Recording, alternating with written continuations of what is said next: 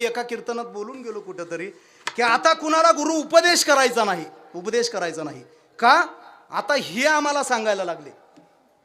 माझ्या वाक्याचा अर्थ कळतो का तुम्हाला? आता कुणाला उपदेश करायचा नाही का आता हे आम्हाला सांगायला लागले.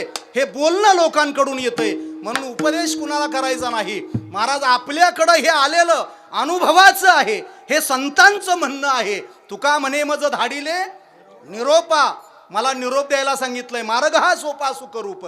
त्याच्यामुळे उपदेश करायला गेलं, एखाद्याला सांगायला गेलं की तो आपलं तशाच पद्धतीनं ऐकून घेईल असं नाही. मी थोडासा लिहिणारा माणूस आहे म्हणून सांगतो. बोलणाऱ्याच्या बोलण्याचा भाव आणि ऐकणाऱ्याच्या ऐकण्याचा भाव एकाच पद्धतीचा असेल असं मात्र नाही बरं का. कारण मी ओव्या लिहिलेला माणूस आहे. ओव्या बऱ्याच ओव्या लिहून 2 ग्रंथ लिहून झालेत आणि अजून 2 लिहून पडलेत. कवितेचं पुस्तक आता काय सांगू, आपण बोंबलत फिरायचं नसतंय, आपणच आपलं सांगत फिरायचं नसतंय. पण सांगणाऱ्याचा सांगतानाचा गुरुभाव जो आहे तो वाचणाऱ्याचा ऐकणाऱ्याचा तसाच असेल असं मात्र नाही. कारण आपण एक भाव सांगायचा आणि दुसऱ्याने दुसराच घ्यायचा, हे जग आहे.